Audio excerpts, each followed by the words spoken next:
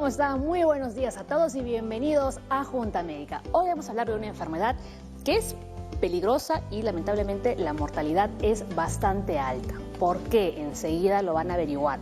Vamos a hablar, fíjense ustedes, lo que está detrás del hígado y del estómago. Del páncreas. Debido a su ubicación, como está bastante escondidito, a veces es muy difícil diagnosticar el cáncer de páncreas. Y esto además porque los síntomas no suelen aparecer en etapas tempranas, por eso decimos que es una enfermedad silenciosa. Y cuando estos síntomas ya empiezan a aparecer, pues es cuando lamentablemente ya se diagnostica la enfermedad y los doctores a veces pues tienen que decir que eso ya se encuentra en un estadio tardío. Hoy en día encontramos diversos tratamientos en la actualidad. Poco a poco hemos ido avanzando, ¿no? Pero lamentablemente este cáncer, a diferencia de otros, como por ejemplo el cáncer de mama, que cuando hablamos de esta enfermedad ya no es sinónimo de muerte, todavía no podemos decir lo mismo con el cáncer de páncreas. Muy bien, es nuestro tema del día, así que empezamos la Junta Médica.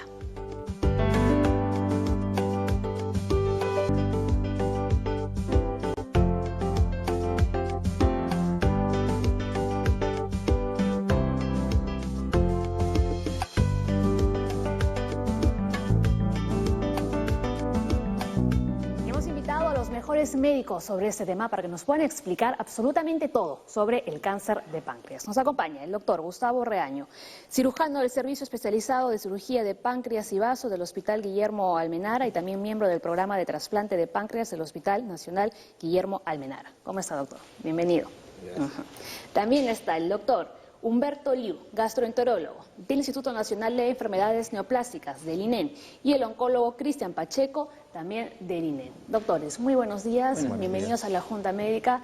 El cáncer de páncreas, como estábamos comentando con el doctor Gustavo, no se encuentra, digamos, en los primeros puestos, ¿no?, de la lista de los cánceres, ¿verdad? Es cierto. O sea, el cáncer de páncreas...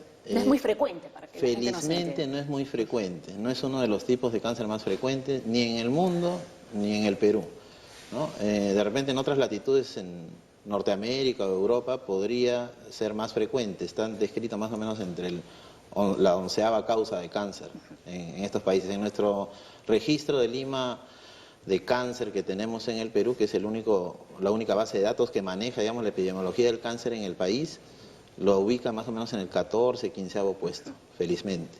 Sin embargo, cuando analizamos las tablas de mortalidad, ahí sí el cáncer de páncreas gana varios puestos, se escala en el ranking, digámosle así, y en Lima por lo menos llega al 6º, 7º puesto de causa de mortalidad por cáncer. Y hay algunas proyecciones en Estados Unidos y en Europa de que este cáncer podría llegar a ser la segunda causa de muerte por cáncer para el año 2030 aproximadamente. No, es un cáncer bastante agresivo. Más o menos se puede calcular que de todos los cánceres en el Perú, la mortalidad acumulada del cáncer de páncreas es el 5%. Y de todos los tumores digestivos ocupa el 20%. La mortalidad es un hecho de que no ha mejorado en los últimos años, a pesar de que tenemos nuevos tratamientos, pero el impacto, sobre todo en los últimos años, ha sido a un diagnóstico más preciso y más temprano, que ese es el gran avance que se ha realizado. ¿Doctor? Sí, como dijo el doctor Reaño, efectivamente el cáncer de páncreas en cuanto a la causa de mortalidad en nuestro país, sobre todo, también ocupa entre el 6º al 7º lugar. Y como ya lo dijiste inicialmente, la sintomatología que este tumor produce lamentablemente no es en sus etapas iniciales, ya se manifiesta sintomáticamente, lamentablemente en etapas avanzadas o ya de metastásicas. Por lo tanto, la hace una enfermedad bastante difícil en el tratamiento y con lamentablemente alta mortalidad. Claro, ¿no? Y además por la ubicación del páncreas no es fácil palparlo. ¿No? Esta ubicación del páncreas es una ubicación que se llama retroperitoneo. Detrás de todo, detrás del hígado, detrás del estómago, muy pegado a las vértebras. Por lo que la palpación profunda, incluso exámenes de rutina, como una ecografía, difícilmente lo va a ubicar. En general, esto se ubica realmente cuando presenta sintomatología o complicaciones o cuando la masa tumoral es muy grande. Y eso detiene o retrasa el diagnóstico de muchos pacientes. Muy bien, ¿no? Justo vemos una imagen, ¿no? A ver si me voy a acercar un poquito para poder verla mejor. Realmente el color es amarillo, ¿no? Del páncreas. Es un páncreas de color amarillo, Es una glándula. Como un choclo, más o menos, no parecido. En realidad nosotros lo describimos, o se describe en la literatura para que entienda la gente, que tiene forma de pescado. Ah, de pescado. Como un muy bien. pez, sí.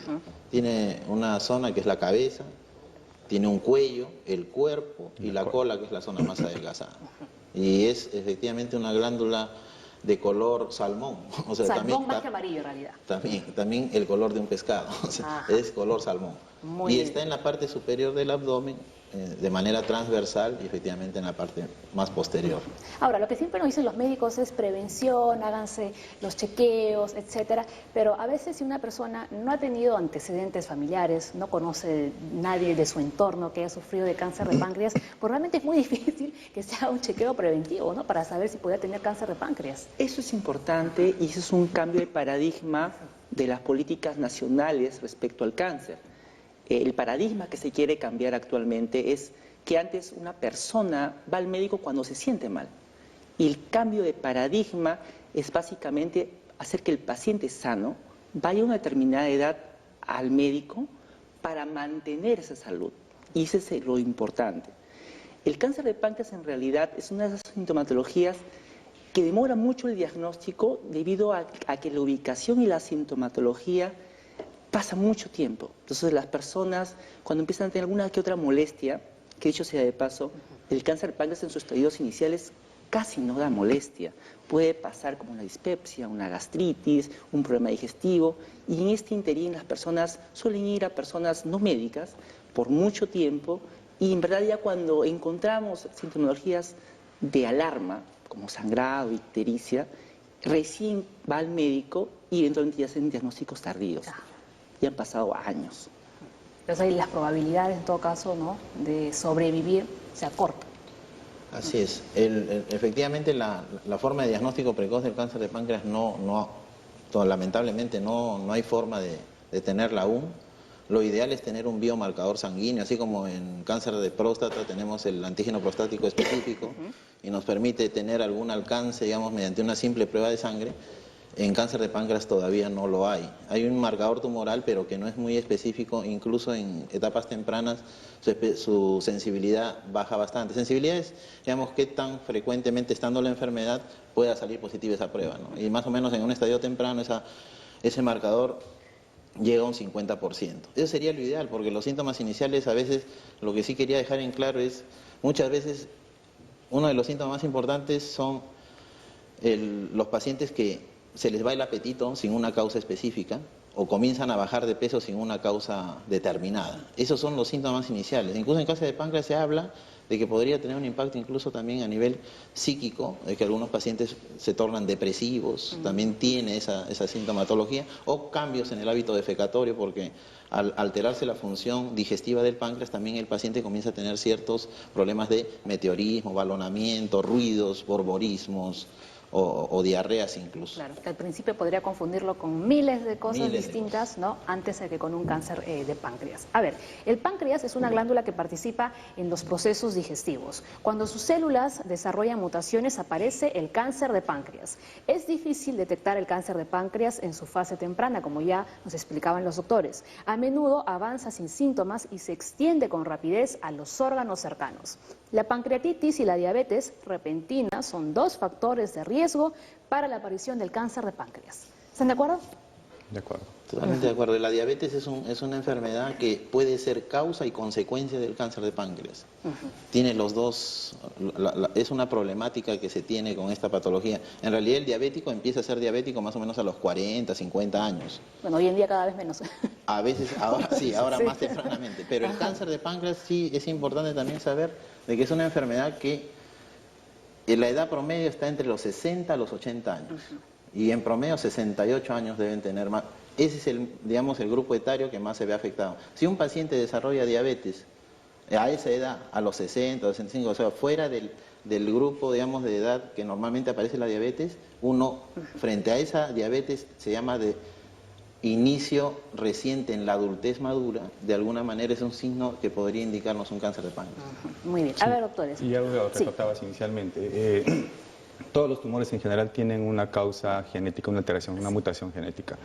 En el caso del cáncer de páncreas, se ha visto según estudios que más o menos la primera mutación posible causante del cáncer de páncreas hasta la manifestación de los síntomas o el diagnóstico del cáncer tarda más o menos 20 años. Entonces, estamos hablando de un tiempo bastante importante en el que una mutación inicial va a causar mutaciones subsecuentes hasta recién generar el cáncer, ¿no? Entonces es un dato también importante a tomar en cuenta. Exacto, ¿no? Ahora, estamos hablando del cáncer de páncreas, pero vamos a centrarnos un ratito en el páncreas en sí. ¿Por qué es importante el páncreas en nuestro organismo y cuáles son sus funciones?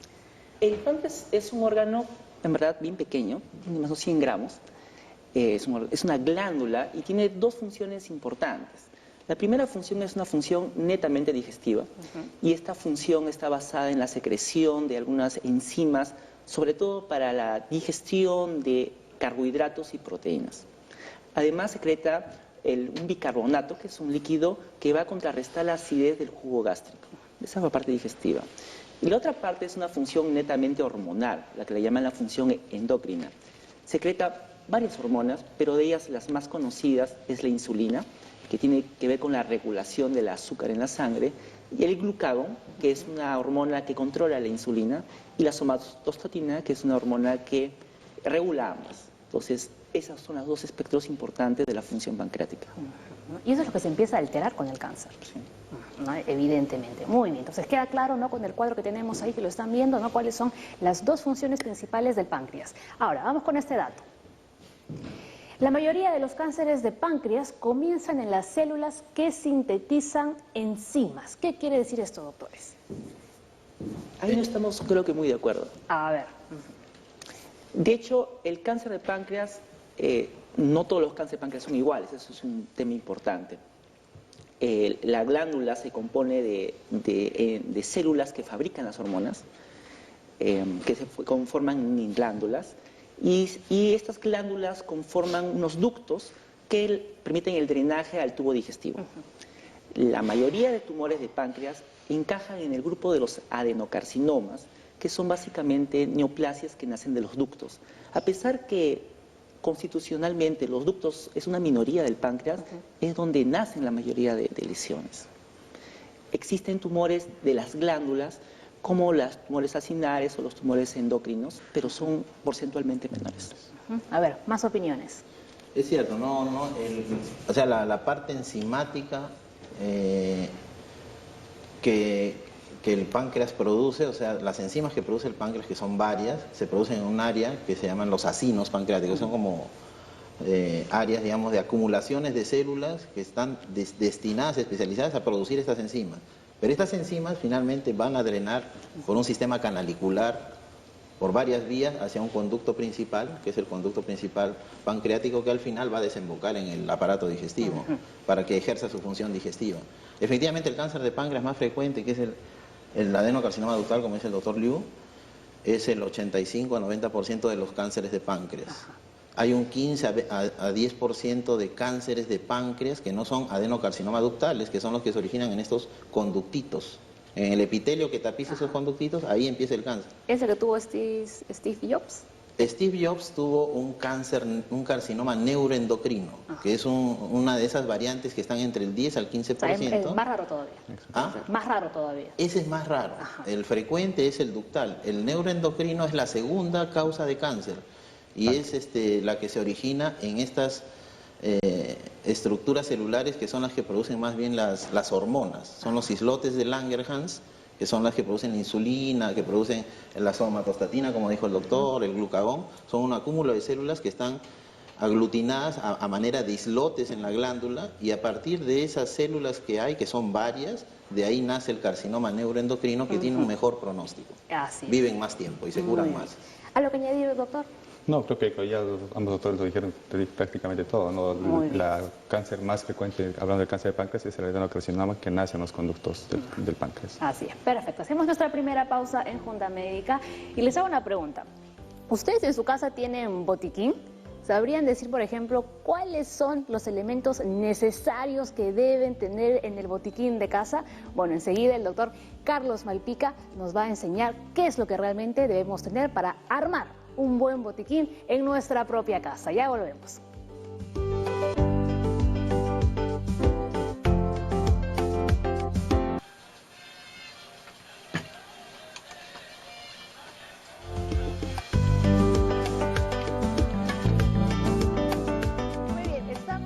Que no se los había dicho, bueno, pero ya lo saben, ¿verdad? Así que pueden enviarnos todas sus consultas a las cuentas de Junta Médica en Facebook y también al Twitter. Ahí tienen el hashtag para que puedan enviarnos todas sus dudas, o también pueden llamar a la línea médica, que es el 619-0670. Muy bien, vamos a ver ahora cuáles son los síntomas que suelen aparecer en el cáncer de páncreas, pero vamos a repetirlo de nuevo.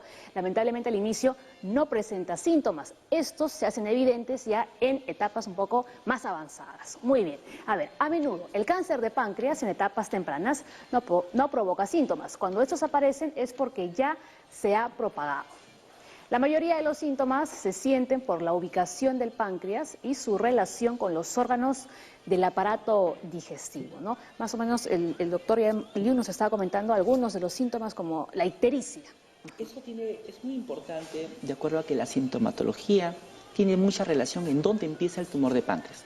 Como bien dijo el doctor, el páncreas tiene tres partes esenciales: la cabeza, el cuerpo y la cola. La cabeza está en contacto con el intestino, el duodeno, y básicamente está relacionado a un conducto que es el conducto del drenaje de la bilis. Usualmente la primera manifestación clásica en el cáncer de páncreas de esta parte del órgano es ictericia. El tumor crece y por contigüidad cierra el conducto del drenaje de la bilis y la bilis se retiene. Entonces el paciente manifiesta una coloración amarilla, una orina cargada, oscura y los ojos amarillos, que es clásico. Además, en esta parte el tumor puede infiltrar el intestino provocando sangrado y obstrucción. Eso es en la cabeza. En la cola, la cola está básicamente libre en el tracto digestivo y eso es un problema porque en realidad no da síntomas. Crece y lastimosamente alcanza volúmenes muy grandes y es muy asintomático en este periodo, salvo algunas sintomatologías bajas, como ha escrito el doctor, pero esencialmente es la clínica de estos pacientes. Doctor Pacheco. Sí, bueno, a eso se puede asociar de repente el dolor, que es clásico en los tumores en general. Obviamente va a depender también del tamaño de que ese tumor, porque los tumores de páncreas menores de 2 o 4 centímetros posiblemente no den ningún tipo de este tipo de sintomatología. ¿Es cierto que podrían dar como una especie de dolor de espalda? Sí, por la ubicación. Es un signo para nosotros y síntoma para el paciente clásico, por ejemplo, de la pancreatitis, ¿no? El dolor en cinturón. Empieza en la parte, digamos, anterior del ombligo y se propaga hacia la parte posterior. Y algo que también es característico en las lesiones en general del páncreas, incluido el cáncer, obviamente. ¿Y el dolor de abdomen más o menos cómo es? Porque uno lo puede confundir con un dolor de barriga común y corriente. Lo mismo con el dolor de espalda también. En realidad lo que clásicamente se describe en la clínica es una ictericia indolora o poco dolorosa, cuando es en la cabeza. Cuando es en el cuerpo, la lesión crece en el cuerpo, esta zona del páncreas está en íntimo contacto con un plexo nervioso, que se le conoce como el plexo solar. Digamos, es una central nerviosa que inerva todas las vísceras del abdomen y el páncreas está justamente en contacto con esos gangliones nerviosos. Cuando el tumor, el cáncer infiltra esta estructura, produce un dolor muy intenso en la zona dorsal. Y eso es indicativo también de enfermedad avanzada. Así es, ¿no? Ahora vamos a ver con el siguiente cuadro, ¿no? Cuáles son todos los síntomas. Los hemos agrupado. A ver, ictericia, dolor de abdomen, pérdida de peso y apetito, ¿no? Lo que también comentaba el doctor Gustavo, sin causa aparente, además, ¿no? Náuseas y vómitos, agrandamiento de la vesícula biliar o del hígado, obstrucción del conducto biliar. Pero como siempre repetimos, ¿no? A veces los pacientes pueden creer que porque agrupamos aquí todos los síntomas es porque todos van a aparecer al mismo tiempo o en conjunto, ¿no? El gran problema a veces de los pacientes es lo que más ya lleva al paciente, es que estamos hablando de pacientes de 70 años más o menos. Adultos mayores. Adultos mayores que ya tienen varias enfermedades, varios problemas, varias patologías, y entonces ellos aducen, digamos, las molestias que tienen a tantos achaques que tienen y no se le da importancia. Pero lo que sí se ve claramente es que cuando el paciente se pone amarillo, se pone ictérico, inmediatamente ahí es donde recién acude al médico, ¿no? Y muchas veces también en el área clínica se tiene poca conciencia del cáncer de páncreas y el paciente entra en un derrotero, digamos, de investigación de otras enfermedades que con más frecuencia se presentan y que dan ictericia. Verbigracia es la hepatitis, ¿no? Exacto. Muchos pacientes son catalogados como una hepatitis y no llegan al diagnóstico. Hay que tener en cuenta que un cáncer de páncreas evoluciona muy rápido. En un estadio 1, recién inicial, estadio 4 metastásico, el lapso de tiempo que se describe es un año. ¿Un año? En un año un paciente puede pasar de estadio 1 a estadio 4. O sea que es una enfermedad que es rápidamente agresiva y que apenas se diagnostica rápidamente hay que tratarla. Eso sí. Muy bien. A ver, ¿algo que añadir? Sí, de repente, hablando de los síntomas que pusiste en pantalla, lamentablemente no significa que estos síntomas estén relacionados directamente al cáncer de páncreas, ¿no? Como bien lo escribieron ambos doctores. Puede ser de otras cosas. Exactamente.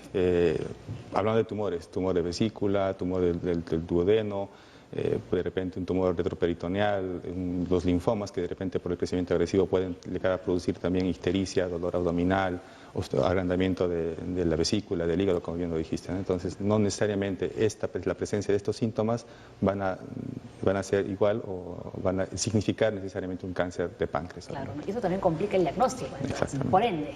¿No? Muy bien, ahora vamos con el siguiente cuadro, porque un cáncer de páncreas se puede manifestar de dos formas, como una pancreatitis aguda y como una diabetes mellitus.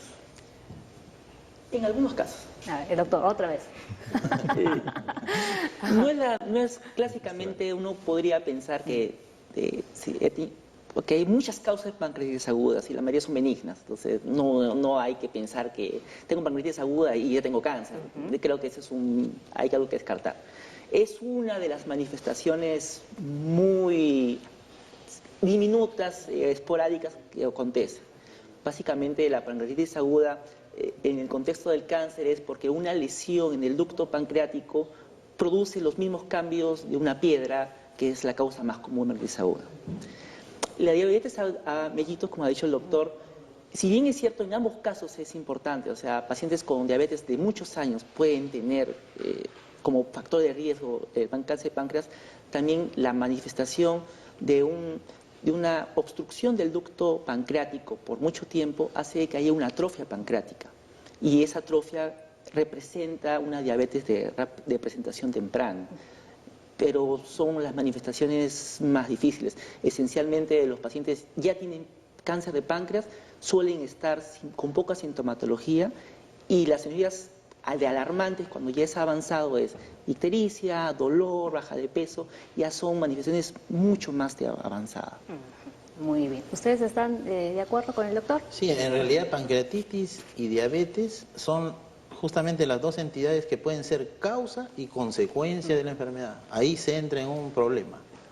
Pues o sea, que venga un paciente con pancreatitis aguda, no voy a pensar de ninguna manera que sea de causa tumoral. O sea, eso está en el sótano, digamos, del diagnóstico diferencial. Si viene una pancreatitis aguda, el 90% la causa son cálculos en la vesícula.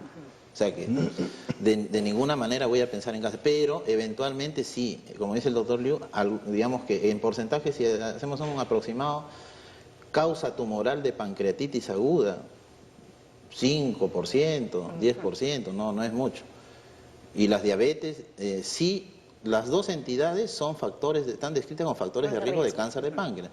La diabetes y la pancreatitis, pero no la aguda, sino la pancreatitis crónica, incluso hay una pancreatitis muy agresiva, digamos muy premaligna, que es la pancreatitis hereditaria. Ese tipo de pancreatitis son factores de riesgo importantes para el cáncer de páncreas. Muy bien, queda claro. Entonces, hagamos con algunas consultas en las redes sociales, doctores. A ver, vamos a leer la de Luis José. Dice, buenos días, mi hermana falleció por una pancreatitis necrotizante. ¿Tiene alguna relación con el cáncer de páncreas? No. La pancreatitis necrotizante es una de las formas de pancreatitis que se desencadenan justamente por lo que decíamos, los cálculos. El paciente desarrolla una pancreatitis aguda y la pancreatitis aguda puede tener varias consecuencias sobre el páncreas. Puede ser una simple inflamación o puede llevar a la muerte del páncreas, a la necrosis del páncreas.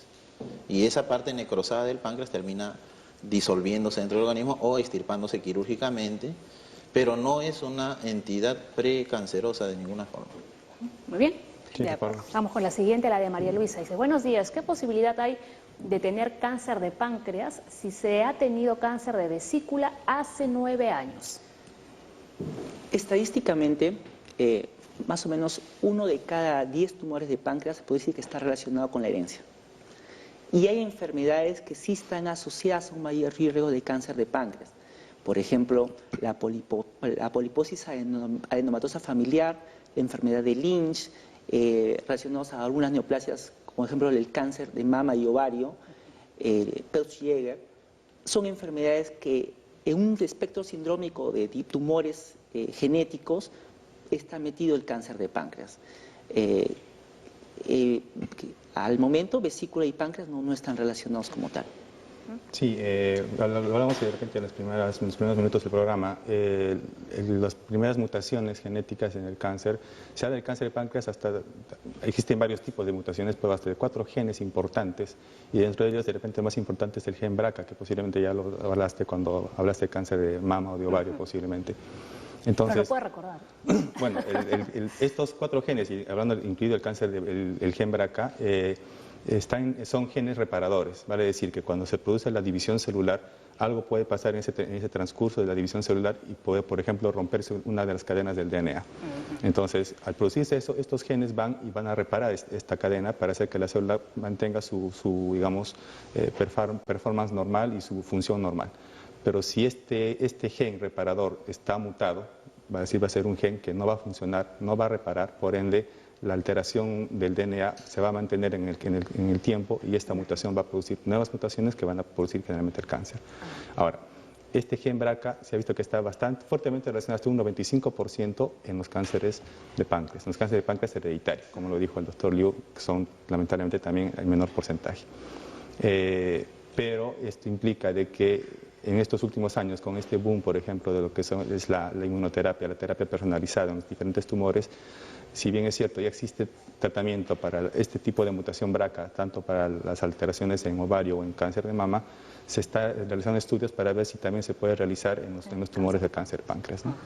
Muy bien. Ahora vamos a ir rápidamente a conocer cuáles son los factores de riesgo. Bueno, los doctores durante el programa ya nos han estado contando cuáles, ¿no?, pueden ser algunos factores de riesgo, pero hay más, ¿no?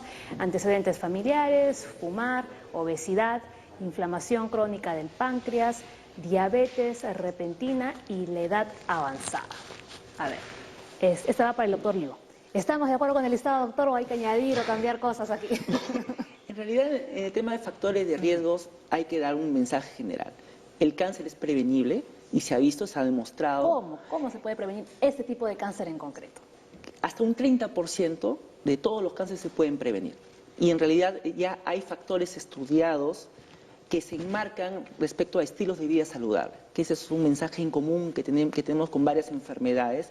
Y esos estilos saludables están relacionados a factores de riesgo que se saben que pueden originar el cáncer.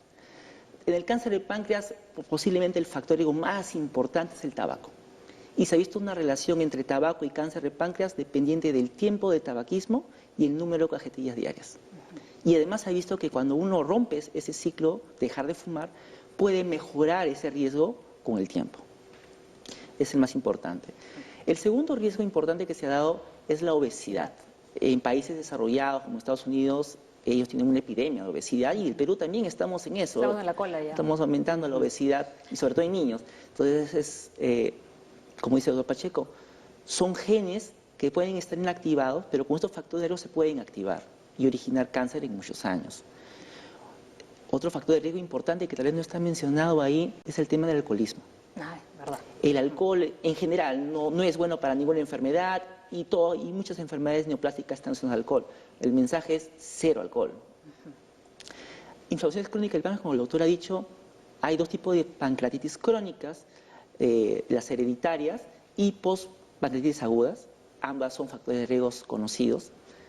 Y de ellos, la edad avanzada es un factor relativo porque no se puede prevenir la edad avanzada, pero sí se ve en los países que en la medida de que la población general viva más años, de hecho tiene más probabilidad de tener cáncer.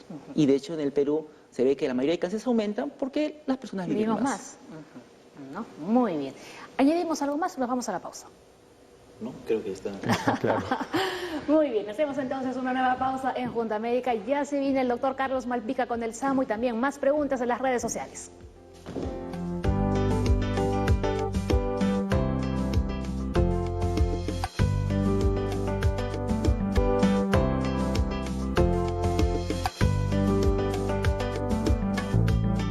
Seguimos con las consultas en las redes sociales. Nos vamos de nuevo al Facebook y Silvia Mejía dice: doctores, mi hermano tiene diabetes mellitus y le dio una pancreatitis aguda y se recuperó.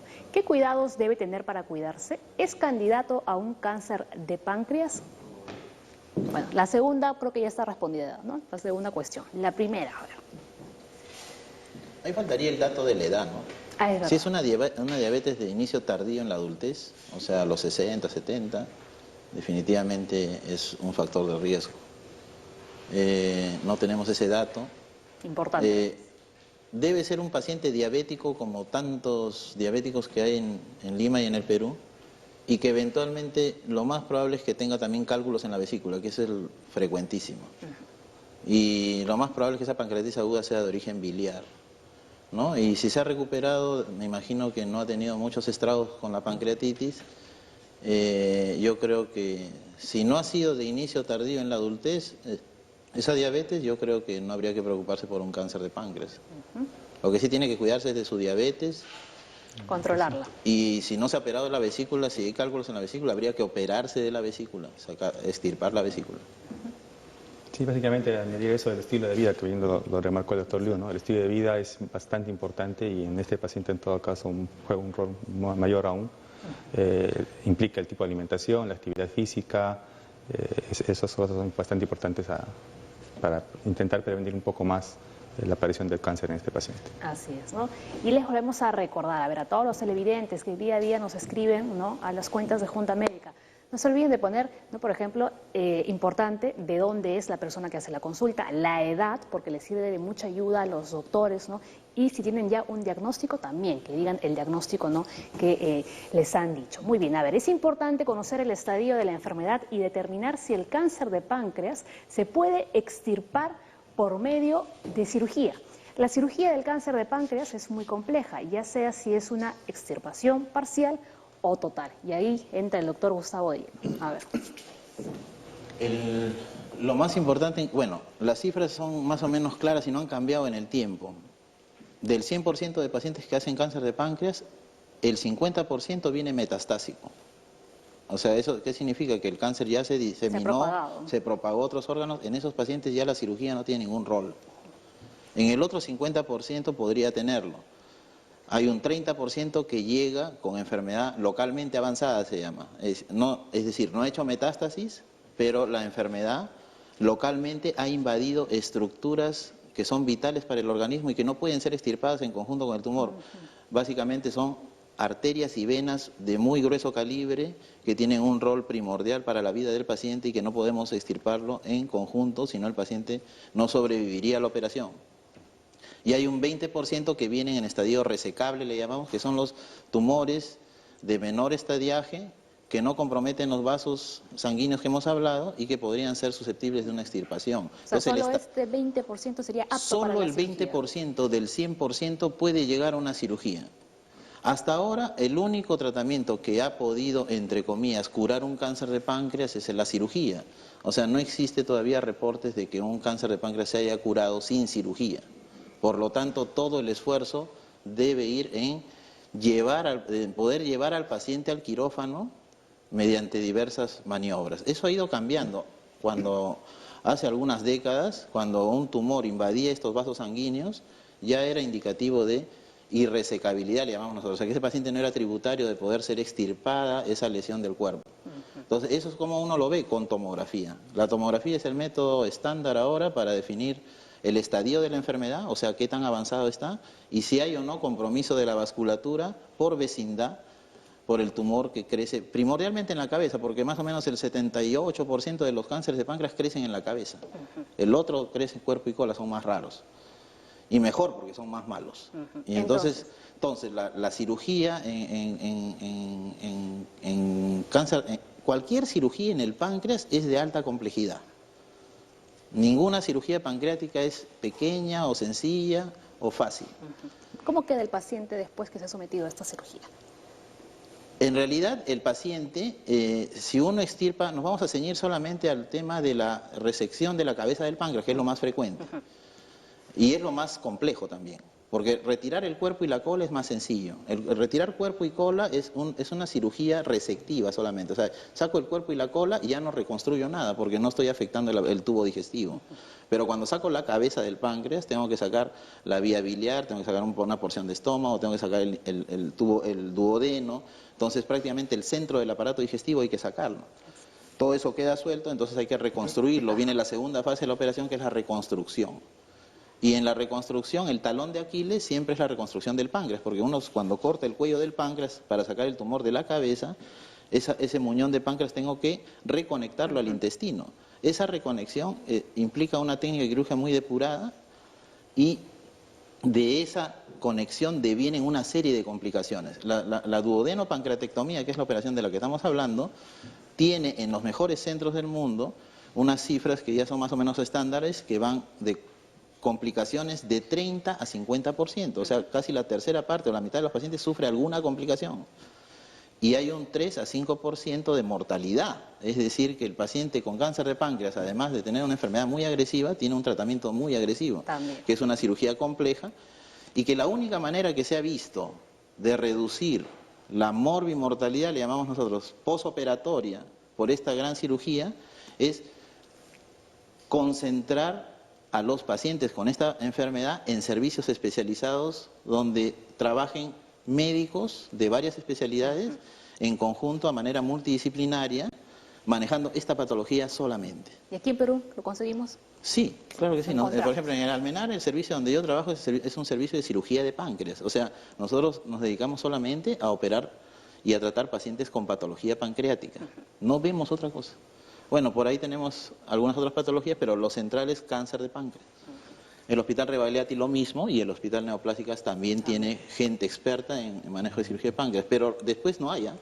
El resto de centros, hospitales, clínicas, nadie tiene, porque esto implica necesita una gran infraestructura de recurso humano y de recursos físicos y tecnológicos para poder llegar a un buen tratamiento. Muy bien, a ver, doctores, vamos a ver otra consulta. Coral dice: buenos días, a mi niña le extirparon la vesícula porque le encontraron un quiste en el conducto al colédoco. ¿Puede haber alguna consecuencia al páncreas? El quiste de colédoco es una enfermedad de niños, es una malformación congénita, aunque también se ha descrito en adultos como una patología adquirida, pero lo más frecuente es que sea una patología congénita. El colédoco es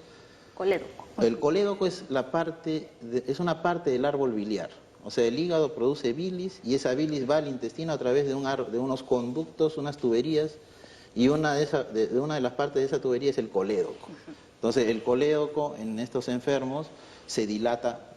Normalmente el colédoco mide 3 milímetros, estos quistes pueden medir centímetros, y la consecuencia que tienen es que a veces esta malformación puede ingresar incluso a la cabeza del páncreas, porque la relación entre estas dos estructuras es íntima.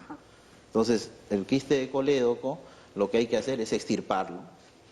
Muchas veces no se necesita sacar la cabeza del páncreas, alguna vez lo hemos hecho, pero es lo más infrecuente y se logra sacar todo el quiste, hay que sacarlo completo, porque esos quistes sí son lesiones premalignas. Si uno no los trata bien, no los extirpa completamente o simplemente no los opera, puede terminar con el tiempo en la adultez haciendo un cáncer, pero no de páncreas, sino de la vía biliar.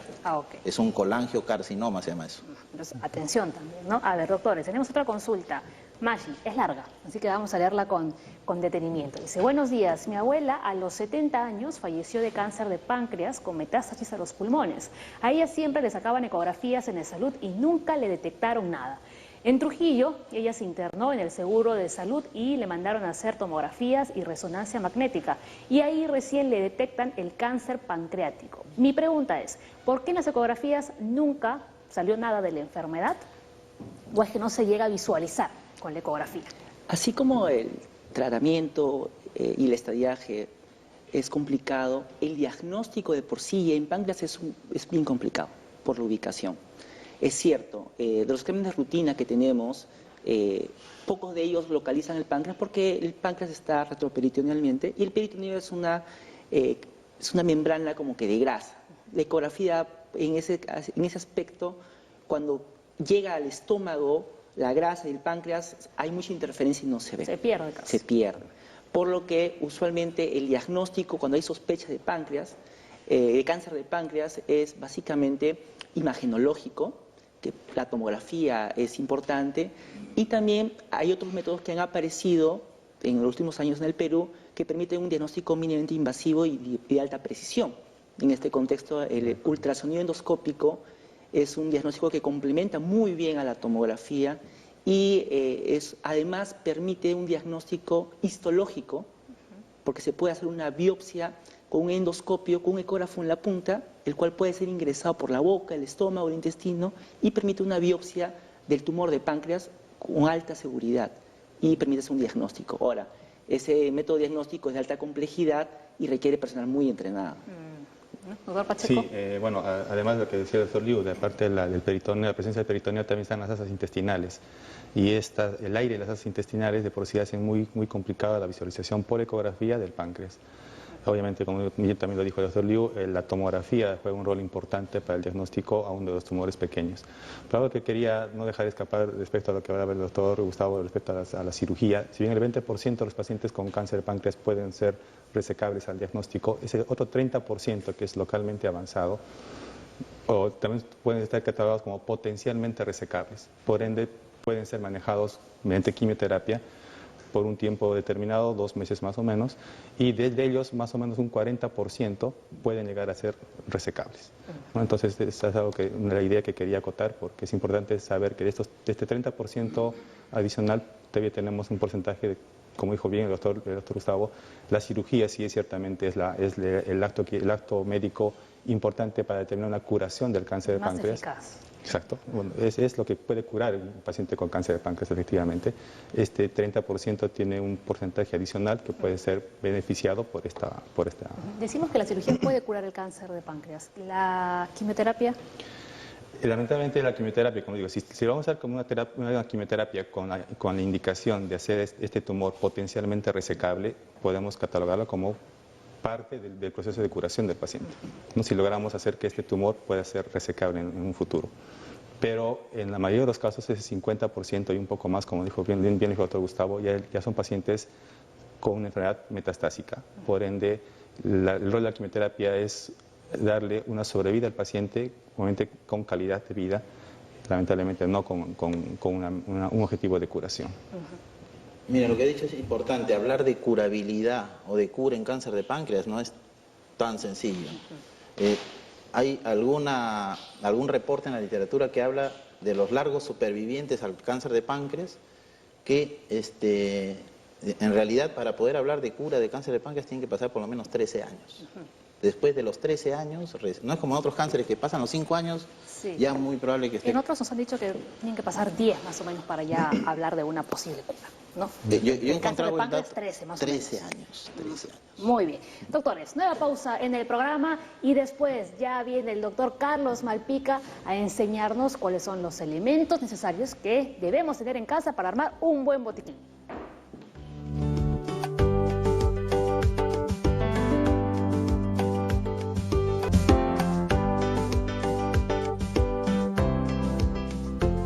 Estamos con Catherine y el doctor Carlos Malpica aquí en nuestro bloque del SAMU de Emergencias Médicas. Vean ustedes esta mesa que tenemos aquí, porque vamos a conocer cuáles son los elementos necesarios para tener un botiquín en casa. ¿No, doctor? ¿Cómo está? Bienvenido. Buenos días, sí. Bueno, ahora estamos acabando el año y son frecuentes, aumenta el número de accidentes. Entonces siempre es bueno en casa tener un espacio y un maletincito, un botiquín, un maletín de mano pequeño, donde todos en la casa sepamos que hay cosas que podemos usar en caso de emergencia, ¿no? Lo importante es que agrupemos todas esas cosas en un mismo sitio. Así es. ¿No? Porque a la hora nos ponemos a buscar en todas partes y no los encontramos. Exactamente, y necesitamos que esté todo junto, ¿no? Muy bien. Aparte, igual recordar que somos una zona sísmica y en cualquier momento vamos a tener Claro, la mochila de emergencia, no se olvide. Exactamente, hay que revisarla ahora periódicamente. Muy bien, tenemos varias cositas aquí, a ver, vamos viendo. Sí, son cosas de fácil adquisición. Por ejemplo, en soluciones tenemos el bloqueador, que debemos tener bloqueador siempre a la mano, Ahora, más importante que nunca, ¿no? Que el sol está pegando muy fuerte. ¿no? El alcohol, que es el desinfectante o el antiséptico, digamos, más usado, el 95%. La estrella. Pero el problema del alcohol es que arde. Sí. Y el problema del alcohol es que no mata a las bacterias, sino las fija, digamos, las inmoviliza. Entonces, siempre preferible es la solución jabonosa. Jabón líquido o tener un jabón y hacer espuma abundante. Muy ¿No? bien. Jabón líquido de manos, ¿no? Que ahora también está al alcance, no es algo complicado de conseguir. Algo que siempre vemos casi en cualquier botiquín casero es el agua oxigenada también, ¿no? Sí, el agua oxigenada, el peróxido de hidrógeno, generalmente se usa para heridas contaminadas, digamos, con potencial de gérmenes anaerobios. O sea, si he tenido contacto con una raspadura, metal, tierra del jardín, una raspadura de bicicleta, mejor sería usar agua oxigenada, ¿no? Las vendas, importante también. El agua oxigenada hace espuma cuando reacciona con la sangre, reacciona con proteínas, hace esa espuma y se siente un calorcito, es lo normal. Ok, Si el agua oxigenada no genera esa reacción, entonces está pasado. está, digamos, adulterada o ya perdió su efecto. Por eso que tiene que estar en frasco oscuro. Muy bien. Tampoco cambiamos de frasco el contenido. Decíamos las vendas también, ¿no? Importante. Sí, las vendas de 4 pulgadas o de 10 centímetros, que es la más usada, con 1 o 2 ganchos, que sirve para manos, muñeca, codo, Así tobillo, es, ¿no? Y el Carlos Malpica ya nos enseñó, ¿no? En programas anteriores, cómo por ejemplo debemos vendar si nos hemos golpeado el brazo o por ejemplo el pie, etc. Ni muy ajustada que moleste, ni muy suelta que se caiga, ¿no? Perfecto. Espadarapo, que hay varios tipos. Es un espadarapo tipo tela. Si son personas alérgicas, usar un espadarapo antialérgico o de papel, ¿no? Importante también el termómetro. Sí, porque mucha gente dice que tiene fiebre, realmente no tiene fiebre. Si tengo fiebre interna y ni siquiera se han tomado la temperatura. Es verdad. Entonces, sensación de alza térmica si es que tengo la sensación de fiebre y fiebre si es que tengo más de 38 con el termómetro, ¿no? Muy bien, ahí tenemos las pastillas genéricas. Hay algunos medicamentos de venta libre, como por ejemplo el paracetamol y ibuprofeno. No hay que abusar de ellos, pero de todas maneras para un dolor de cabeza, digamos, puede usar el paracetamol. Si tiene fiebre, paracetamol. Pero si ya persiste la molestia, tiene que ser evaluado por un médico, ¿no? Lo mismo, ¿no? Con el algodón, ¿no? También. Y tenemos ahí curitas, tenemos... crema para quemaduras. Sí, la silveriacina, bueno, tiene plata. Silver es plata, es un ungüento que tiene como una espuma. Lo ideal sería que incluso esté un poquito refrigerado en la zona donde se lo que lo colocan los guardamos huevos. en la refri. Claro, porque cuando se coloca ahí la quemadura, digamos, casera, uno pone la silveriacina y refresca realmente, ¿no?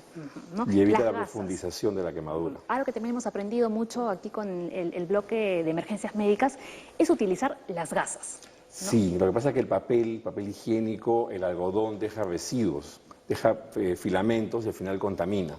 Entonces lo ideal es usar gasas, ¿no? O en paquetes de 5 o en paquetes de unidad, pero siempre la gasa es lo más estéril. Si no hubiese gasas, puede ser, por ejemplo, una sábana que ya no usamos, se lava, se limpia, se plancha y en trozos la tenemos lista, ¿no?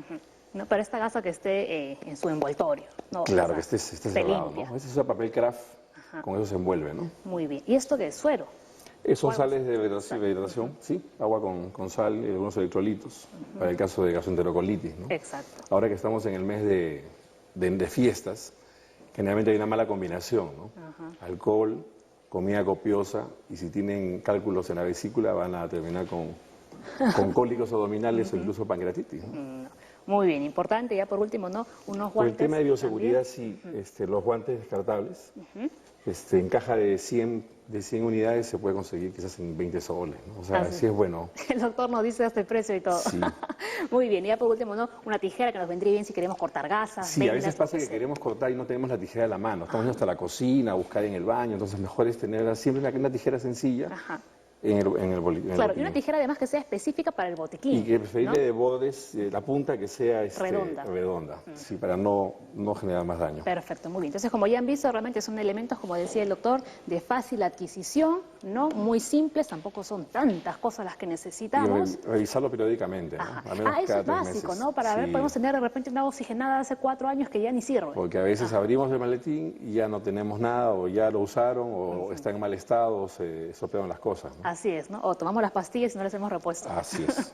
Muy bien. Catherine, doctor, muchísimas gracias por haber estado como siempre aquí los miércoles en Junta Médica. Ya lo saben, ya tomaron nota, ¿no?, de lo que hay que tener en nuestro botiquín en casa. Nos vamos, pero antes, las conclusiones finales de nuestro cáncer de páncreas. Bueno, yo creo que de todas maneras hay un avance en los últimos 2 décadas. Hay mucho esfuerzo a nivel internacional por luchar contra la enfermedad y eso va a continuar. O sea, eso no tiene final. La ciencia sigue avanzando, hay una gama de medicamentos que ahora se están usando. Ya se está viendo, por ejemplo, respuestas patológicas completas, o sea, con quimioterapias actuales que se vienen usando, se puede aniquilar completamente el tumor y esos pacientes pueden ir a una curación. Se está usando inmunoterapia, probablemente el doctor tenga mucho que decir, y efectivamente lo que comentaba sobre el avance de la cirugía, incluso en estos casos que llamamos localmente avanzados, que comprometen los vasos sanguíneos, el uso de la quimioterapia antes de operar, para luego, viendo una buena respuesta, poderlos operar a los pacientes, les va a brindar de todas maneras una chance en estos casos, ¿no? Muy bien, a ver, nos quedan 50 segundos. Los cánceres son prevenibles, es importante acudir a una cita de prevención, también es importante estilos de vida saludable y si los pacientes tienen alguna molestia persistente, acudir al médico. Muy bien, doctor Y Pacheco. algo importante, no automedicarse, ¿no? Como bien dijo el doctor Picas, podemos usar un ibuprofeno o un paracetamol para el dolor, pero si esto persiste, no abusemos de esta medicación, vayamos a un médico. Los tumores, hablando de este caso, son prevenibles y son potencialmente curables. Muy bien, muchísimas gracias por haber estado en el programa, no en este miércoles, un calor, no, tremendo sol que ha salido ya desde la mañanita. Muy bien, nos vamos, mañana más Junta Médica, vamos a hablar de las enfermedades de transmisión sexual, así que no se lo pueden perder. Hasta mañana, chao.